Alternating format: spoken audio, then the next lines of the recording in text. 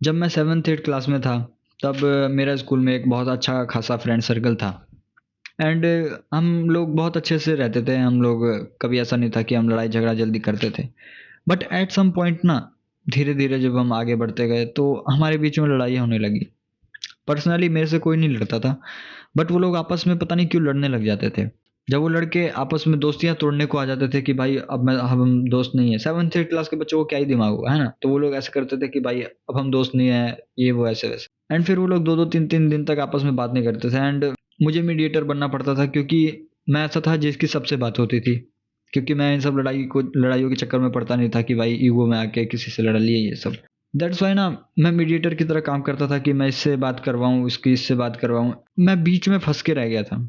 मुझे ऐसा लगता था कि भाई ये ज़िम्मेदारी मेरी है कि मैं इन लोगों की दोस्ती कराऊँ एंड मैं उन लोगों के सामने गिड़गिड़ाता था। पता नहीं क्यों वो लोग लड़ लेते थे लेकिन फिर भी गिड़गिड़ाता मैं था कि भाई तुम लोग दोस्ती कर लो वापस से बात करना शुरू कर दो। हम लोग दोस्त हैं, हम लोग साथ रहेंगे।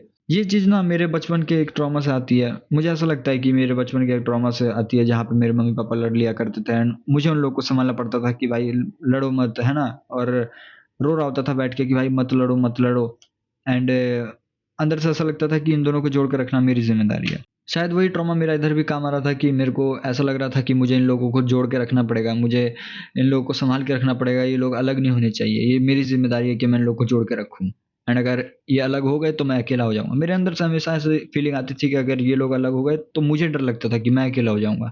उस टाइम तो इतना दिमाग नहीं था ये सब चीज़ें समझने का, लेकिन अभी धीरे-धीरे चीज़ें समझ आती है कि हाँ, मैं किस तरह से ऑपरेट करता था, किस तरह से मेरा ट्रॉमा मेरे को मेरे एक्शंस पे इफ़ेक्ट करता था कि मैं ये काम क्यों कर रहा हूँ, मैं ऐसे क्यों कर रहा हूँ, है ना? कि मैं उन लोगों को जोड़ने की ज़िम्मेदारी मेरी क्यों है? अगर ये लोग लड़ रहे हैं तो ये लोग आपस में जानेंगे ना कि दोस्ती करनी है कि नहीं करनी। Why should it affect me? लेकिन वो चीज़ें अफ़ेक्ट करती थी। मेरे को अंदर से ऐसा 1-2 बार तो क्लासेस में ऐसा भी हुआ कि मैं रोने बैठ गया था क्योंकि मेरे दोस्त ने मेरे से लड़ाई कर ली थी एंड पता नहीं क्यों बहुत इमोशनल हो जाता था। आज भी मैं बहुत इमोशनल हूँ, है ना? मेरे को बात-बात पे रोना निकल जाता है। हम सबकी ज़िंदगी में ना कुछ ऐसे ट्रॉमा होते हैं बचपन के, जिनसे हम अभी लाइफ़ में ऑपरेट कर रहे होते हैं। जो ट्रॉमाज़ हमने पहले बचपन में झेल लिए होते हैं, हो सकता है वो आपके मम्मी-पापा ने दिया हो सकता है किसी रिलेटिव ने दे दिया हो। ये जो होता है, इस चीज़ को बोला जाता है वॉइड। ये हम सबकी ज़िंदगी के हम सारे इंसानों के अंदर होता है ये। It's a very common thing in every human being on this earth कि उसके अंदर ना एक वॉइड होता है, एक खालीपन होता है, जिसको वो भरना चाहता है। मेरे अंदर वो खालीपन था कि मैं दूसरों को खुश करके, दूसरों को इस तरह से कि भाई अगर वो लोग मेरी ज़िंदगी में हैं, तो ही मेरी ज़िंदगी मैटर करती है ना? मैं उस खालीपन को इस तरह से भर रहा था कि मैं लोगों को प्लीज़ करूँ, लोगों को अपनी ज़िंदगी में रखूँ एंड ये वर्ड मेरे पास बहुत दिनों तक रहा। हो सकता है ये वर्ड मेरे में आज भी हो थोड़ा-सा, बट मैंने इसके ऊपर बहुत काम किया है। इस दुनिया में हर एक इंसान के अंदर एक वॉइड होता है। हो सकता है कि आपके अंदर हो कि आप बहुत सारे पैसे कमाना चाहते हो। हो सकता है आपने अपने बचपन में आर्थिक तंगी देखी हो बहुत ज़्यादा, आपने बहुत गरीबी देखी हो। दैट्स व्हाई अब आपको ऐसा लगता है कि आप सिर्फ़ पैसे कमा के ही खुश हो सकते हो। इट्स गुड कि आप पैसे कमाना चाहते हो, है ना? ये हर एक इंसान को करना चाहिए कि उसको पैसे कमाना चाहिए। एक इंसान हो सकता है कि किसी स्पोर्ट्स में उसको बहुत ही बैकलैश झेलना पड़ा हो, उसको ऐसा लगा हो कि भाई लूज़र है वो। जैसे कि एक एथलीट होता है, रनर होता है, उसको ना दिमाग में बैठ जाता है कि अगर वो नहीं जीता तो वो लूज़र है। उसको दुनिया पूरी जज करेगी कि एक लूज़र उसको एक लूज़र की कैटेगरी में डाल देगी। सो इसलिए वो ना बहुत ज़्यादा प्रैक्टिस करता है, बहुत ज़्यादा एफर्ट डालता है उस चीज़ में जीतने के लिए, उस चीज़ में घुसने के लिए कि भाई हाँ, मैं भी इस ज़िंदगी में मैटर करता हूँ। वो खुद को साबित करना चाहता है अंदर से कि भाई मैं इस दुनिया में उखाड़ने के लिए आया हूँ कुछ, है ना? उसको अंदर से एक इम्पोर्टेंस की फीलिंग आती है कि हाँ, अगर मैं ये चीज़ अचीव कर लूँगा, अगर मैं इस रेस में जीत जाऊँगा, अगर मैं इन लोगों को अपनी ज़िंदगी में रख लूँगा, तो मैं इम्पोर्टेंट फ़ील करूँगा, तो मैं खुश फ़ील करूँगा। मैं अपने अंदर का वो जो खालीपन है, वो मैं इन लोगों से भरूँगा। लेकिन जिस तरह से मुझे भी एक पॉइंट ऑफ टाइम पे समझ आया कि दूसरों को खुश करके, दूसरों को अपनी ज़िंदगी में रख के वॉइड फ़ील हो ही नहीं सकता। मेरे को उल्टा और एग्ज़ॉस्टिंग फ़ील होता था कि यार मैं इन लोगों को खाली मनाए जा रहा हूँ, मेरी ज़िंदगी का क्या?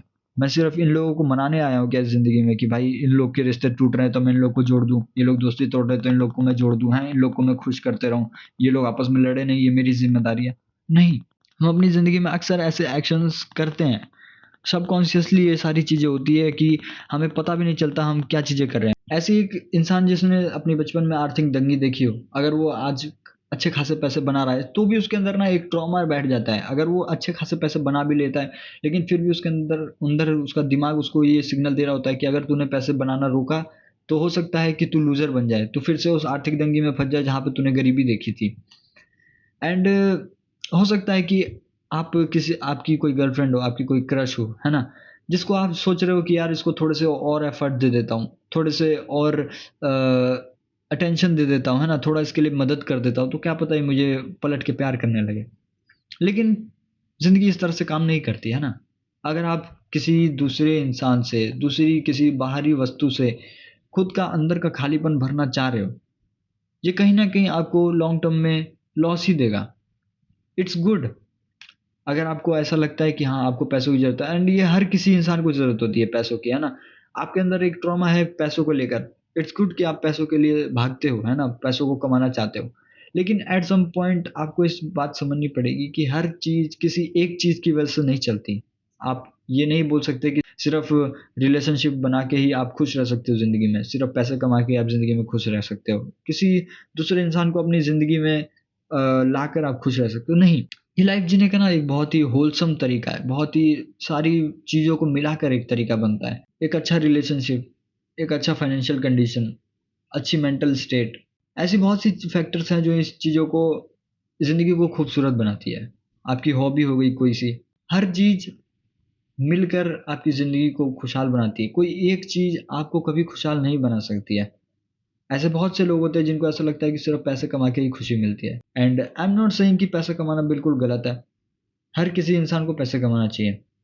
लेकिन हमें ये भी बात याद रखनी चाहिए कि अगर आप कोई काम ट्रॉमा से ऑपरेट होके कर रहे हो, आप किसी बचपन में कोई चोट लगी हो ऐसी आपके दिमाग में कि अब आप उस चीज़ को लेकर बैठ गए हो एंड उसी चीज़ से ऑपरेट करे जा जैसे कि एक इंसान को हो सकता है कि उसका ब्रेकअप हो गया, उसको कोई इंसान छोड़कर चला गया, तो नाउ अब वो इस चीज़ से ऑपरेट करता है, वो नए रिलेशंस कभी बनाता ही नहीं है। उसको ये डर रह जाता है कि भाई अगर मैं नए रिलेशन बनाऊँगा तो वो भी इंसान ऐसा ही निकलेगा एंड आगे चल के भी मैं आगे चल के भी वो कोई रिलेशन नहीं बनाता है। ऐसे ही हर एक इंसान काम करता है। जिसको पैसों की तंगी रहती है वो पैसों के पीछे घुस जाता है। जिस इंसान की ज़िंदगी में रिलेशंस की कमी रहती है वो हर एक इंसान में रिलेशन खोजने लग जाता है कि इसको मैं अपनी ज़िंदगी में रख लूँ, इसको अपनी ज़िंदगी में रख लूँ। जैसे मेरा हो गया, मेरा बचपन का ट्रॉमा था कि मैं लोगों को साथ में रखूँ, है ना? लोगों की लड़ाई ना होने दूँ क्योंकि मुझे लड़ाई से अंदर से सेंसिटिविटी थी जो क्योंकि मैंने बचपन से लड़ाई देखी थी दैट्स व्हाई मेरे को अंदर से सेंसिटिविटी थी इस चीज़ को लेकर कि कोई इंसान लड़ना नहीं चाहिए एंड मुझे जब भी कोई लड़ता था तो मुझे अंदर से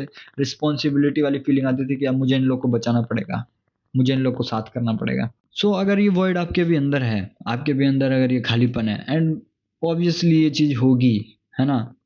ज़्यादातर इंसानों में होती है। कंप्लीटली कोई हील नहीं हो सकता है, ये बहुत मुश्किल चीज़ है लेकिन आप फिर भी कोशिश कर सकते हो क्योंकि आप अगर किसी वॉइड को बाहरी चीज़ से फ़िल करने की कोशिश करोगे, एट सम पॉइंट आपको हैप्पीनेस फ़ील होगा, लेकिन वो वॉइड इतना बड़ा ब्लैक होल है, इतना बड़ा ब्लैक होल है कि वो कभी फ़ील नहीं होगा। आपको हमेशा एग्ज़ॉस्टिंग फ़ील होगा, हमेशा अनसैटिस्फैक्शन मिलेगी। आपको ऐसा लगेगा कि यार थोड़ा-सा और कर लेता हूँ, थोड़ा-सा और इस इंसान को अटेंशन दे देता हूँ, थोड़ा-सा और पैसा कमा लेता हूँ, थोड़ा-सा और हसल कर लेता हूँ। घर-परिवार, रिलेशन सब छोड़ के थोड़ा-सा और हसल कर लेता हूँ कि यार ये चीज़ और अचीव कर लूँ तो सैटिस्फैक्शन मिल जाएगा। लेकिन सैटिस्फैक्शन इस तरह से नहीं मिलता, है ना? जब तक आप उस वॉइड को बाहरी चीज़ों से भरने की कोशिश करो, अपने अचीवमेंट्स के थ्रू आप अगर आप उस वॉइड को भरने की कोशिश करोगे तो वो वॉइड कभी भरने वाला नहीं है। उस वॉइड को भरने का सिर्फ़ एक तरीका है, आप खुद से उस वॉइड को भरने की कोशिश करो, अपने अंदर से, बाहर के किसी भी इस्तेमाल से नहीं। ह्यूमन साइकोलॉजी में इसको सेल्फ लव बोला जाता है, जहाँ पे आप खुद के लिए कोई भी काम करते हो। आपको ऐसा नहीं लगता कि आपको दूसरे को प्रूव करने की ज़रूरत है। आप दूसरों को प्रूव करने के लिए पैसा नहीं कमाते। आप दूसरों को प्रूव करने के लिए कोई भी रेस नहीं जीतते हो। आप किसी दूसरे को प्लीज़ करने के लिए कोई रिलेशन बचाने की कोशिश नहीं करते हो। आपको ऐसा नहीं लगता है कि हाँ, मैं इस रिश्ते को बचा लूँगा तो ही मेरी कोई वैल्यू है। सेल्फ लव प्रैक्टिस करने का सिर्फ़ एक तरीका है कि आप सेल्फ इम्प्रूवमेंट करो। एक ऐसे रास्ते पे निकलो जिधर सिर्फ़ आप खुद पे अटेंशन देते हो। ये थोड़ा-सा सेल्फिश साउंड कर सकता है कि आप सिर्फ़ खुद पे ध्यान देते हो। लेकिन सेल्फ लव का मतलब ये नहीं कि आप पूरी तरह से अपने ऊपर फ़ोकस रहते हो, लेकिन आप दिन में कुछ ऐसा टाइम निकालते हो जिसमें सिर्फ़ आप अपने बारे में सोचते हो। सिर्फ़ आप खुद को टाइम देते हो कि हाँ, आज दिन में क्या हुआ? क्या आज मैंने खुश फ़ील किया? क्या आज जो मैंने काम किया मैं उस चीज़ से सैटिस्फ़ाई हूँ? आप खुद के बारे में अच्छा लिखते हो, खुद के बारे में अच्छा बोलते हो कि हाँ, मैं भी रिस्पॉन्सिबिलिटी लेता हूँ। आप कभी नेगेटिव टॉक नहीं करते कि यार मैं किसी लायक नहीं हूँ, मैं नाकारा हूँ, मेरे मम्मी-पापा ने मुझे ऐसा बोल दिया इसलिए मैं नाकारा हूँ। नहीं, हर एक इंसान के जीने के वैल्यूज़ अलग-अलग होते हैं। इंडिया जैसी कंट्री में सेल्फ लव प्रैक्टिस करना थोड़ा-सा मुश्किल है क्योंकि हम मिडल क्लास फैमिलीज़ में देखते हैं कि हमारे आस-पास सिर्फ़ टॉक्सिसिटी दिखती है। हमारे घर की फाइनेंशियल कंडीशन अच्छी नहीं होती है। मम्मी-पापा लड़ रहे होते हैं, चिल्ला रहे होते हैं, हम पे फ़ोर्स कर रहे होते हैं कि तू ये काम कर, तू वो काम कर तभी तू सक्सेसफुल होगा, है ना? अपने ओपिनियंस हम पे थोप रहे होते हैं। दैट्स व्हाई इंडियन सोसाइटी में थोड़ी-सी टॉक्सिसिटी हो जाती है। दैट्स व्हाई इंडिया में सेल्फ लव प्रैक्टिस करना थोड़ा-सा मुश्किल हो जाता है। बट इसका मतलब ये नहीं है कि आप कंप्लीटली उसको छोड़ दोगे। अगर आपको सच में ज़िंदगी में हेल्दी फ़ील करना है, एग्ज़ॉस्टिंग फ़ील नहीं करना है, ऐसा फ़ील करना है कि हाँ, आप खुद में कुछ हो, तो आपको सेल्फ लव प्रैक्टिस करना पड़ेगा। एंड वो सिंपल सी बात है कि आपको खुद पे ही ध्यान देना पड़ेगा, खुद पे फ़ोकस करना पड़ेगा कि हाँ, आप अपने जो काम आपने जो आज काम किया है, आप उस चीज़ से सैटिस्फाई हो कि नहीं। और अगर कुछ गलत कर भी दिया है, तो क्या आपके अंदर इतनी हिम्मत है कि आप खुद को माफ़ कर पा रहे हो?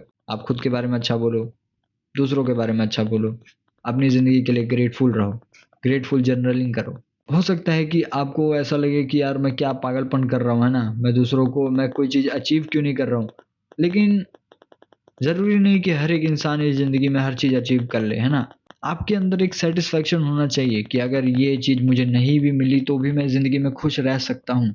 आपकी खुशी उस जेईई नीट के पेपर से नहीं होनी चाहिए कि यार अगर जेईई का पेपर नहीं निकला, नीट का पेपर नहीं निकला तो मैं डिप्रेस हो जाऊँगा, मैं लटक जाऊँगा ऐसा कुछ। वो जो वॉइड आपके अंदर है, वो सिर्फ़ आप ही फ़ील कर सकते हो। इस चीज़ को फ़ील करने में बहुत एफ़र्ट लगेगा, बहुत पेशेंस लगेगा।